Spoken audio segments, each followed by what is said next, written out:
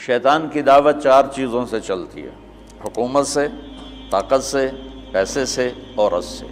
غلط عورت، بری نہیں، غلط عورت۔ الدنیا کلھا متاع وخیر متاعها المرأة الصالحة۔ دنیا مختصر سامان زندگی ہے اور اس کی سب سے اعلیٰ درجے کی چیز نیک عورت ہے۔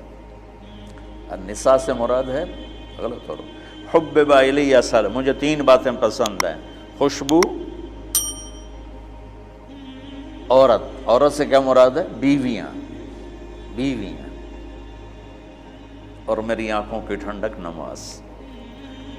تو 4 باتوں سے باطل پھیلتا ہے۔ یہ ساری چیزیں میرا استنباط ہے جو میں نے حدیث سے لیا، قرآن سے لیا۔ یہ حدیث مشہور ہے جس میں عتبہ بن ربیعہ اللہ کے نبی کے پاس آ کر کہتا ہے: ان کنت ترید تو بہ ملکا ملکناک علی رؤوسنا محمد، اگر تجھے بادشاہ چاہیے نا تو ہم دیتے ہیں، تو تبلیغ چھوڑ دے۔ دوسرا کہا: ان کنت ترید بہ الشرف، اگر تو اس سے طاقت چاہتا ہے، چودراہٹ چاہتا ہے، لا نقطع امرا دونک، تیرے بغیر کوئی فیصلہ نہیں کریں۔ ان کنت ترید بہ مالا، تجھے پیسے چاہیے، جمعنا لک اموالنا حتی تکون اغنى قریش مالا، پیسہ چاہیے تو لے لو، جتنا لینا لے لو، سب سے مالدار بن جاؤ۔ ان کانا انما بک الباء، عورتیں چاہیے، فاختر ای نساء قریش فلنزوجک 10، ہم تیرے سامنے قریش کی لڑکیاں کھڑی کر دیتے ہیں، جتنوں سے کہے گا تیری شادی کر دیں گے۔ اس وقت تعداد تو مقرر نہیں تھی۔ یہ 4 باتیں عتبہ نے پیش کی، تو اس سے میں نے یہ استدلال کیا اور یہ استنباط کیا کہ ان 4 باتوں سے پہلے دعوت چلے گی، پھر یہ 4 باتیں کام دیں گی۔ اگر دعوت نہیں ہے تو یہ 4 باتیں حرکت میں ہی نہیں آئیں گی۔ دعوت اصل سبب ہے، اس سبب کو اٹھانے والی 4 چیزیں ہیں۔ باطل کا سبب دعوت ہے، اس دعوت میں رنگ بھرنے والی حکومت، طاقت، پیسہ، عورت۔ اور ادھر جب آپ فارغ ہو گئے، جب وہ عتبہ اپنی بات سے فارغ ہو گئے تو آپ نے کہا: فرغت ابا الولید، ابو الولید تو فارغ ہے، تیری بات پوری ہوگی؟ انہوں نے کہا ہاں۔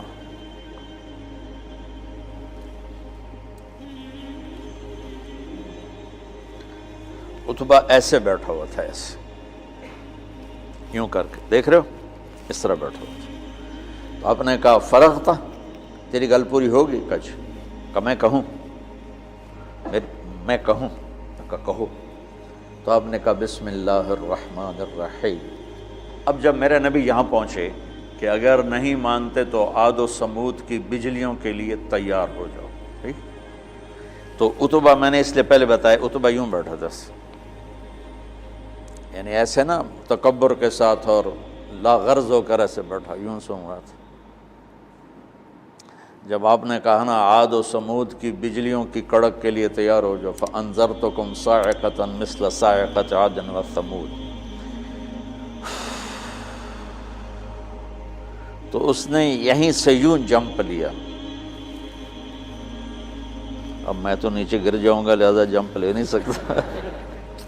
اس نے یہیں سے یوں جمپ لیا اور اللہ کے نبی کے منہ پہ دونوں ہاتھ رکھ دیے۔ ناشدتک الرحم، کہ تجھے رشتوں کا واسطہ،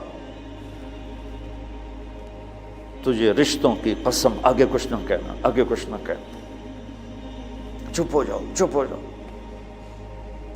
اور ایسے کانپتا ہوا واپس آیا۔